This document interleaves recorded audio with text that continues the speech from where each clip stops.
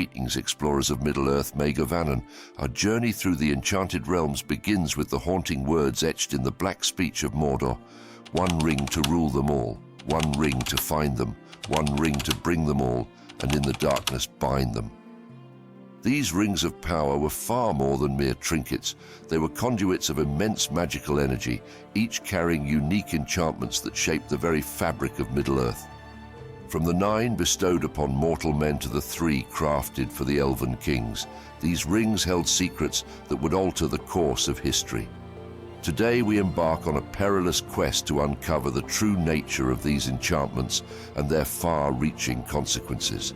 Light the beacons and call for aid, for we shall need all our courage and wisdom to face the mysteries that await us.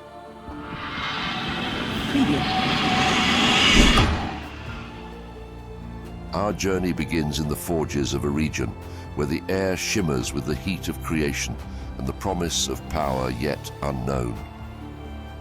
Here stands Celebrimbor, grandson of the legendary Feanor, his skilled hands poised over the anvil. The fate of Middle-earth rests upon the works he is about to craft. A figure appears in the doorway of Celebrimbor's workshop. Tall and fair, he introduces himself as Annatar, Lord of Gifts. His voice carries the weight of wisdom, his eyes gleam with knowledge beyond mortal ken. But who is this mysterious being truly? The forging of the Rings of Power is a marvel to behold, a fusion of elven craftsmanship and arcane magic. Celebrimbor begins with the finest mithril, shaping it with precision born of centuries of practice. As he works the metal, he weaves enchantments into the very fabric of the rings, uttering words of power in the ancient tongue of the Eldar. What powers will these rings possess? Will they grant their bearers the ability to heal wounds with a mere touch, to command the elements, to see beyond the veil of the present and into the mists of past and future? The possibilities seem endless, limited only by the imagination and skill of their creator. At last, the work is complete. The first of the Rings of Power gleam in the forge light, beautiful beyond compare. Yet, as Celebrimbor gazes upon his creations, a shadow of doubt crosses his face. What price will be exacted for wielding such power? But the true cost remains hidden, for Annatar is not who he claims to be. In the fires of Mount Doom, Sauron forges the One Ring, infusing it with his malice and his will to dominate all life. With this Master Ring, he seeks to control all others, binding them to his dark purpose. The Rings of Power, meant to preserve and protect, now carry within them the seed of Middle-earth's potential doom. As we close this chapter of our tale, know that the story of the Rings of Power is far from over. The stage is set for a conflict that will span ages, shaping the destiny of every race in Middle-earth. What trials await those who bear these rings? What choices will determine the fate of all? We shall soon see, for our journey through the annals of Middle-earth has only just begun.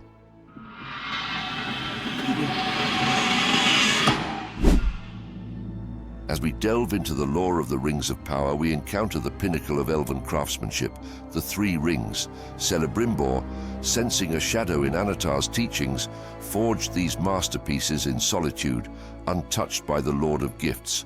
Each ring embodied an element of nature and possessed unique properties that set them apart from all others. Narya, the Ring of Fire, held the power to inspire hope and courage, resisting the weariness of the world. Nenya, the Ring of Water, could protect and conceal, creating realms untouched by time's ravages. Vilya, mightiest of the 3, commanded the elements themselves, with mastery over healing and preservation. The Silmarillion speaks of these rings with reverence, emphasizing their unsullied nature. This purity would prove crucial in the ages to come, allowing the 3 to remain potent even after Sauron's downfall. But who would be worthy to wield such power? The bearers would need wisdom beyond measure, strength of will to resist temptation, and a deep love for Middle-earth and its peoples. Celebrimbor's independent creation of the 3 elven rings had far-reaching consequences. As Sauron's armies marched on Eregion, the rings were entrusted to the greatest of the elven lords. Gil-galad received Vilya and Narya, while Galadriel was given Nenya. Later, Narya would pass to Círdan the shipwright, and Vilya to Elrond half-Elven. Hidden from Sauron's sight, the three rings allowed the elves to preserve their realms as bastions of beauty and knowledge in a darkening world. Imladris, Lothlorien and Mithlond became timeless havens where the ancient wisdom of the Eldar could endure.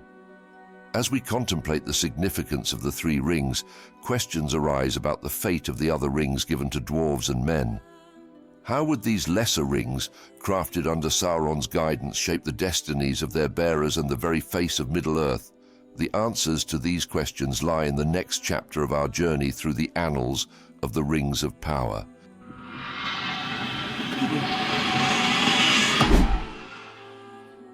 Our journey now takes us to the realm of the dwarves, where Sauron's gift of 7 rings would unleash consequences beyond his darkest imaginings. In the depths of the Misty Mountains, where hammers ring on anvils and gems glitter in countless caverns, Sauron, disguised as an Attar, bestowed rings of power upon the dwarven lords. His intention? To bind these master craftsmen to his will and harness their skill for his own nefarious purposes. Yet the Dark Lord's schemes did not unfold as planned.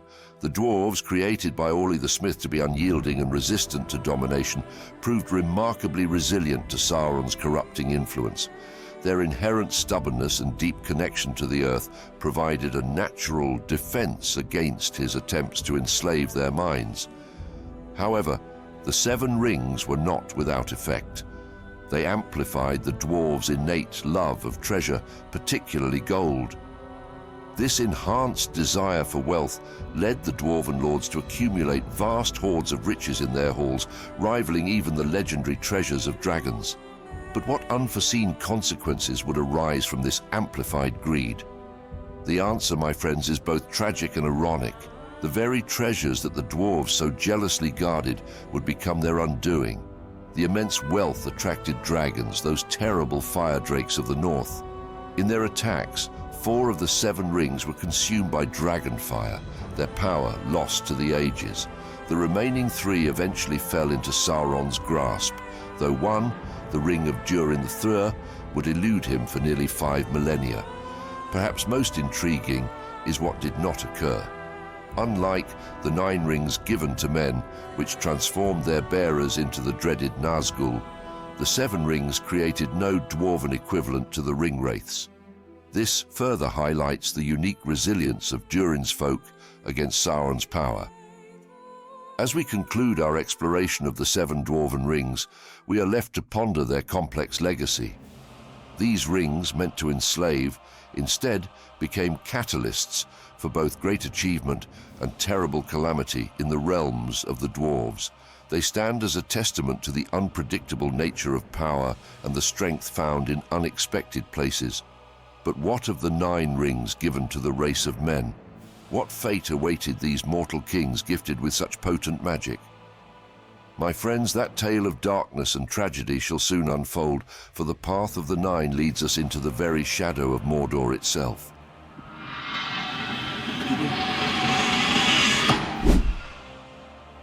Our journey now takes us down a path shrouded in darkness, for we must confront the tragic fate of the 9.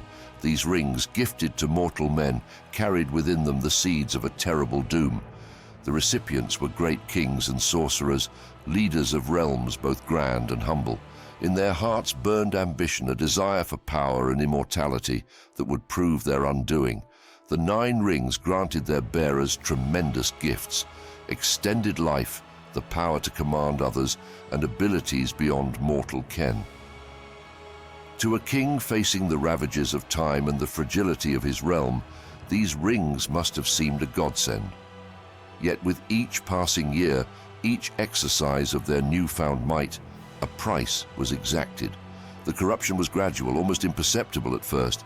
Perhaps it began with a hardening of the heart, a growing detachment from the very people they once swore to protect. As decades stretched into centuries, the 9 found themselves caught in a terrible transformation. Their physical forms began to fade, becoming shadows of their former selves. The world of the living grew dim and distant, while the unseen realm became ever clearer. Tolkien describes this process in chilling terms, speaking of how they became invisible to mortal eyes, existing in a twilight realm between life and death. The true horror of their fate lies in the corruption of their once noble spirits. The Nine, in their lust for power and their fear of death, became utterly enslaved to Sauron's will. Their identities, their very essence, were subsumed by the Dark Lord's malevolent purpose. They became the Nazgul, the Ringwraiths, terrifying servants of shadow. The Nazgul possess abilities that strike fear into the hearts of even the bravest warriors. They can move unseen, their approach heralded only by a bone-chilling aura of dread. Their screeches can paralyze foes with terror, and their black breath carries a miasma of despair. Yet for all their power, they are bound eternally to the One Ring and to Sauron himself. The fate of these once great kings serves as a stark warning of the price of unchecked ambition and the dangers of power without wisdom. Unlike the dwarves, whose inherent stubbornness provided a bulwark against domination, men's desire for power and fear of death left them uniquely vulnerable to Sauron's influence, and so the Nine fell into shadow, their kingdoms crumbling to dust as they became the most terrible of Sauron's servants. Yet even as we shudder at their fate, we must remember that One Ring remained more powerful and more perilous than all the rest. What could this Master Ring accomplish if it held sway over even these mighty wraiths?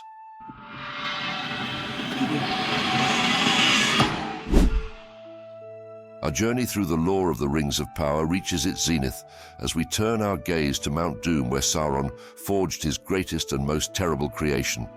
In the fires of Orodruin, the Dark Lord poured his malice, his cruelty, and his will to dominate all life into a single golden band of seemingly simple design.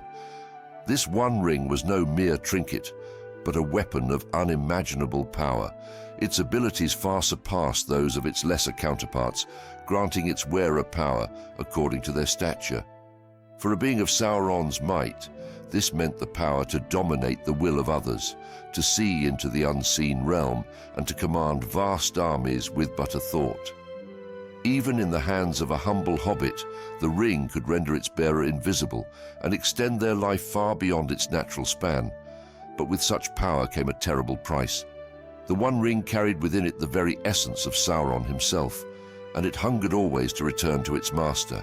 Those who bore it found themselves slowly corrupted, their minds and bodies twisted by its insidious influence. Even the wisest and most pure of heart could not long resist its call. The true nature of the One Ring is revealed in the infamous Ring Verse, words of power inscribed upon its surface in the black speech of Mordor. These words encapsulate Sauron's grand scheme for Middle-earth, to bind all other rings of power to his will, and through them control the rulers of every race. Yet in crafting such a powerful artifact, Sauron inadvertently created his own weakness. By pouring so much of his power and essence into the ring, he bound his own fate to its existence.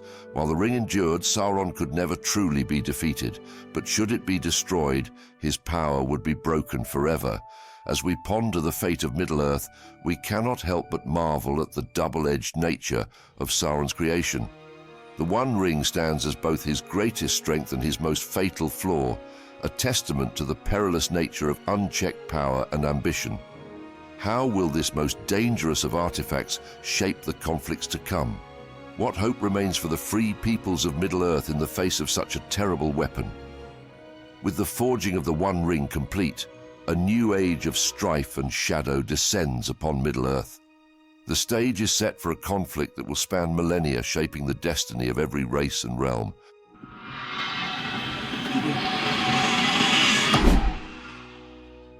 Our journey through Middle-earth now leads us to the hidden realms of the elves, where the three rings weave their subtle magic.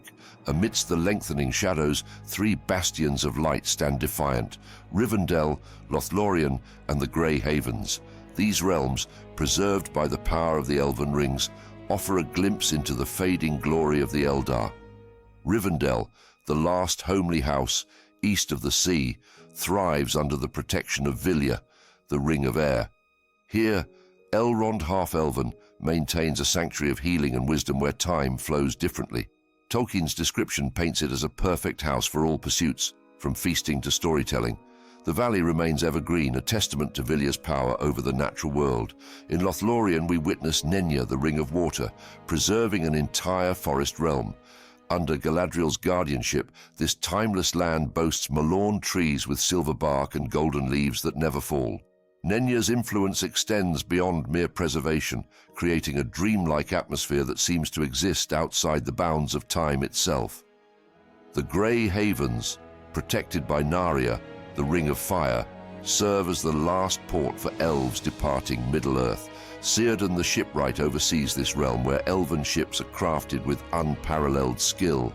Narya's power seems to fuel the creative fire necessary for such masterful shipbuilding, ensuring the way west remains open.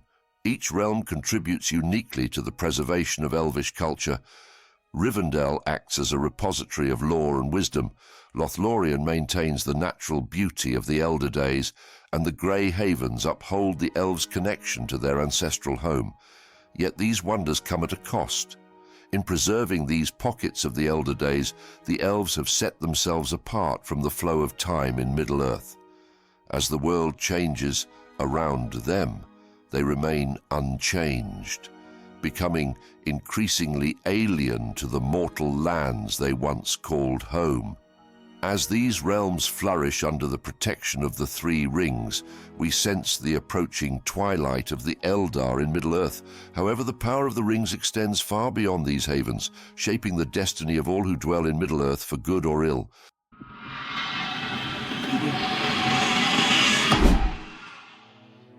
The Rings of Power offered their bearers unimaginable gifts, but at what cost? As we turn our gaze from the fading realms of the elves, we must confront a chilling question. What happens when mortals grasp for immortality? The Rings of Power, those artifacts of legend, bestowed upon their bearers abilities beyond mortal ken. Yet as we peel back the layers of lore, we uncover a sobering truth. Great power exacts a great price. The fate of the elven ring-bearers illustrates this double-edged nature. Galadriel's Nenya preserved Lothlorien's beauty, but intensified her sea-longing, pulling her away from the very realm she sought to protect. Elrond's Vilya allowed him to create a haven in Rivendell, but as its power waned, so did the elves' influence in Middle-earth. Both faced the bitter knowledge that their time was ending, a price paid for wielding such power. The 7 rings given to the dwarves amplified their love of gold, leading to a different kind of downfall. Their increased wealth attracted dragons, resulting in the destruction of many dwarven kingdoms. The very treasures they accumulated became their undoing. Perhaps the most tragic tale is that of the 9 kings of men. Initially reveling in their newfound abilities, they underwent a terrible transformation as years stretched into centuries. Their physical forms faded, and their minds became enslaved to Sauron's will. They became the Nazgul, existing in a twilight realm of eternal servitude. As we contemplate these fates, we see the true cost of the ring's power. For the elves, it hastened their departure from Middle-earth. For the dwarves, it led to the loss of their greatest kingdoms, and for men, it corrupted their very essence, transforming nobility into eternal darkness. The rings of power offer a simulacrum of immortality, a taste of the divine, yet in reaching for this power, the bearers find themselves fundamentally altered. The elves become more alien to the world around them, the dwarves more consumed by their passions, and men lose the very humanity they sought to preserve. The true cost of wielding such power is not merely physical or spiritual change, but a fundamental alteration of one's place in the world. The rings of power reshape their bearers, for good or ill, in ways that echo through the ages of Middle-earth. We are now left to ponder the far-reaching consequences of these artifacts of power on the tapestry of Middle-earth's history.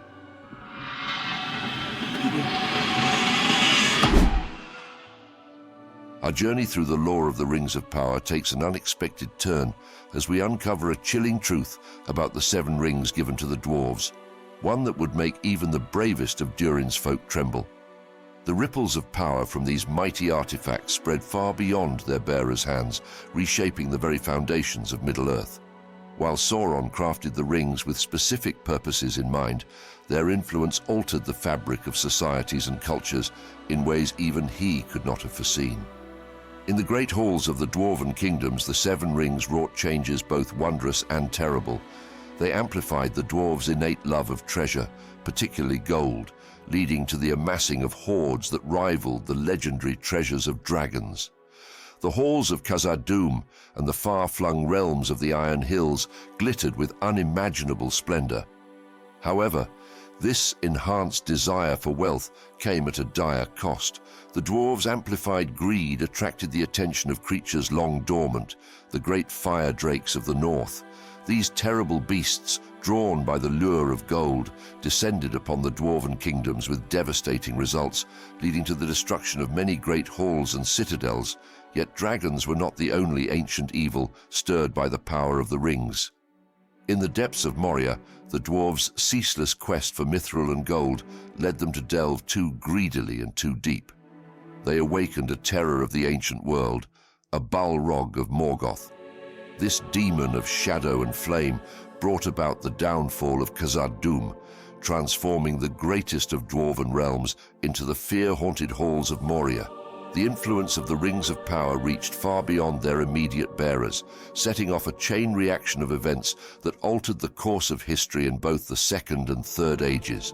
Kingdoms rose and fell, alliances were forged and broken, and the balance of power shifted in ways that even the wisest could not have foreseen. As our exploration of these unintended consequences draws to a close, we are left with a sobering realization. The Rings of Power, for all their might and majesty, brought as much ruin as they did glory. The dwarves' enhanced greed led not only to the loss of their greatest treasures, but to the awakening of terrors that should have remained forever buried. Yet as the power of the rings grows, so too does the shadow of Mordor. What new challenges await the free peoples of Middle-earth as Sauron's influence spreads? Until then, may the light of the Eldar guide your path through the gathering darkness.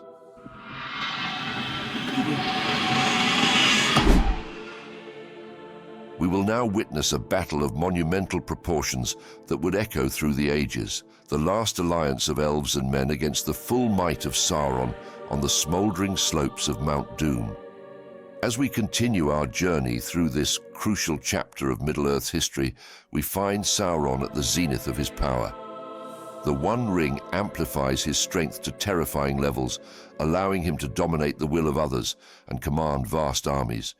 Yet even in this dark hour, hope endures in the form of the last alliance, led by the High King Gil-galad and Elendil, king of the Númenóreans.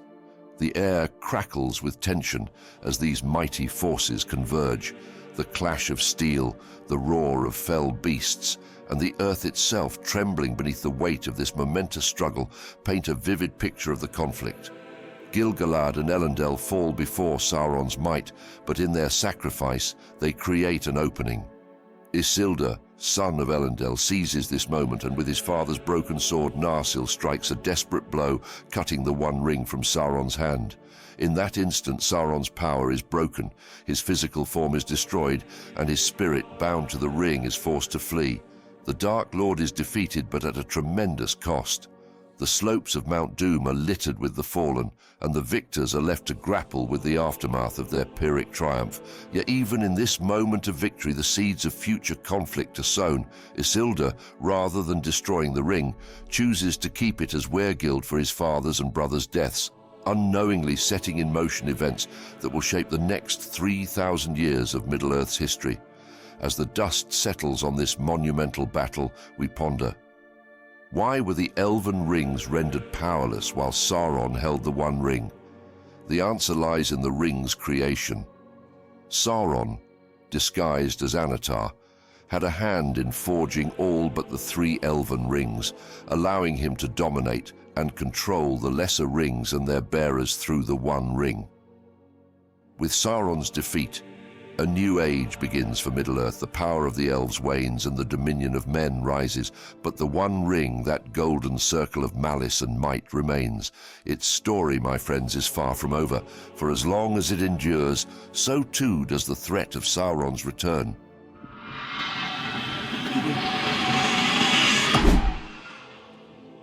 The One Ring vanishes into legend, but its absence brings little comfort to the wise. As we turn our gaze to the guardians of Middle-earth, we uncover a truth both reassuring and terrifying. Sauron's defeat was merely the opening move in a game of cosmic chess. The One Ring's malevolent influence casts a long shadow over Middle-earth. The Istari, emissaries of the Valar, stand vigil against the lingering darkness. Gandalf the Grey and Saruman the White wield wisdom and arcane knowledge in their role as guides for the free peoples. Alongside the Istari, the White Council gathers the wisest and most powerful beings in Middle-earth. Elrond of Rivendell, Galadriel of Lothlorien, and other luminaries lend their centuries of experience to counter the growing threat of darkness. As time passes, clues emerge hinting at the Dark Lord's potential return. Reports of growing darkness in Mirkwood, whispers of evil stirring in abandoned strongholds, and the resurgence of orcs all point to a sinister truth: the enemy is regaining strength. Gandalf, ever restless, travels the breadth of Middle-earth, gathering information and rallying the free peoples. Saruman delves into lore, seeking knowledge of the rings of power and the arts of the enemy. But could this pursuit of knowledge become a double-edged sword? The true test comes when a shadow grows in Dol Guldur, an ancient fortress in southern Mirkwood. A presence of immense power takes residence there, one that chills even the mightiest elven lords. The White Council must confront a chilling possibility. Could this be Sauron himself, returned at last? The Rings of Power embody Tolkien's themes of mortality and change. The Elven rings cannot halt the fading of their realms. The Seven and the Nine bring both power and ruin to dwarves and men. And the One Ring, lost but not forgotten, serves as a constant reminder of the fragility of peace. As some stand guard against evil's return, others fall prey to the ring's seductive allure. New challenges await as the search for the One Ring begins anew. Our journey through the annals of Middle-earth continues, and the greatest trials are yet to come.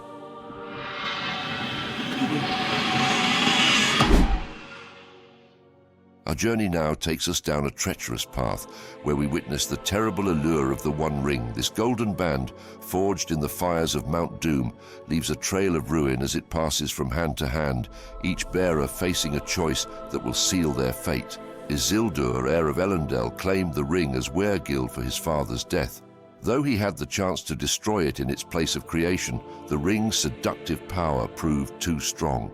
His decision set in motion events that would shape Middle-earth for millennia. What makes this simple band of gold so irresistible? Tolkien describes the ring as having a will of its own, whispering promises of power and greatness to all who possess it. It preys on the deepest desires and fears of its bearers, offering them the means to achieve their wildest dreams. Yet these promises lead only to corruption and despair. The tragic tale of Smeagol, better known as Gollum, exemplifies this corruption. Upon first seeing the ring, he murdered his friend to possess it. Over centuries, its influence twisted him into a wretched creature, consumed by obsession. "My precious," he would mutter, his mind and body warped beyond recognition. Even the wisest and most powerful beings in Middle-earth are not immune to the ring's call.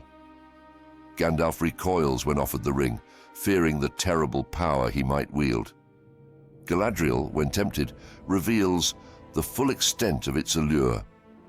"In place of the Dark Lord, you will set up a queen, and I shall not be dark, but beautiful and terrible as the morning and the night."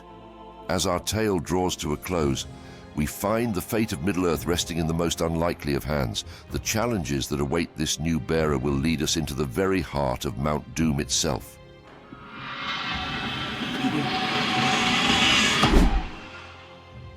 The smoke clears from Mount Doom and we stand at the precipice of a new age for Middle-earth. Our journey through the lore of the Rings of Power reaches its zenith as Frodo Baggins, against all odds, carries the One Ring to the very fires of its creation. As Frodo trudges up the treacherous slopes of Orodruin, the ring's whispers grow more insistent, more seductive. Across Middle-earth, the bearers of the other Rings of Power sense a coming change. In Lothlorien, Galadriel feels Nenya's power flicker. In Rivendell, Elrond's grip on Vilya weakens. The very fabric of their realms trembles on the edge of transformation. The final confrontation unfolds in a symphony of light and shadow. Frodo, Sam and Gollum grapple on the edge of the crack of doom, while the armies of the west clash with Sauron's forces before the Black Gate. High above, the Nazgul wheel and shriek, their fell voices carrying their master's desperation. As the ring finally plunges into the fires of Mount Doom, a great tremor shakes the foundations of Mordor. The dark tower crumbles, and a vast shadow rises from its ruin, stretching out a hand of darkness before being blown away by a great wind. The very air seems to clear, as if a great weight has been lifted from the world.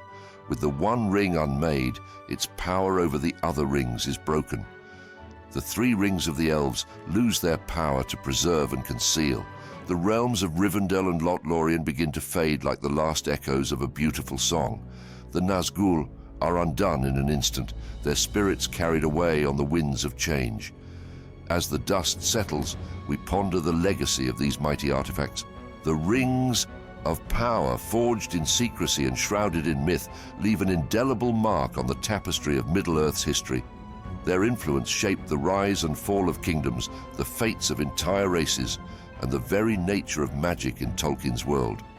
We now find ourselves on the threshold of a new age. The time of the rings has passed, but their echoes will resound through the ages of men to come.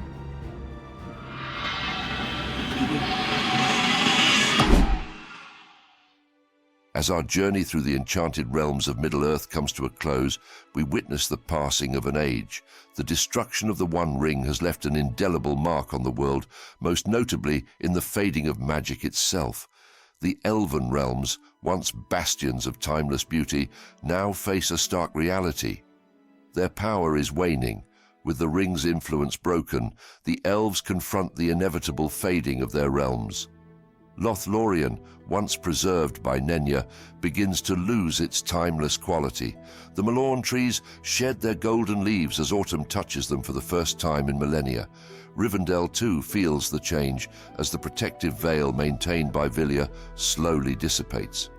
The world stands on the precipice of transformation as the age of men dawns, bringing both promise and uncertainty. The elves, keepers of ancient wisdom and craft, prepare for their final departure from the lands they have called home for ages uncounted. As the great ship sets sail from the Grey Havens, we ponder the profound change sweeping across Middle-earth. The departure of the elves marks more than the end of the Third Age. It signifies a fundamental shift in the very nature of the world. Magical creatures and enchanted places that once defined Middle-earth begin to fade into legend, leaving behind a realm where the extraordinary becomes increasingly rare. Tolkien's reflections on change and the passing of time resonate deeply in this twilight of an era. He saw in this transition a mirror of our own world's march from myth to modernity. The fading of magic in Middle-earth echoes the Industrial Revolution's impact on the English countryside Tolkien so dearly loved. Yet even as the old ways recede, new possibilities emerge. The rings of power may pass into legend, but their impact endures. They have shaped the very fabric of Middle-earth, leaving behind a legacy that will be felt for ages to come. The realms they preserved may fade, but the memory of their splendor will inspire generations. The wisdom gained through their trials will guide the leaders of the new age. And so the tale of the rings of power comes full circle.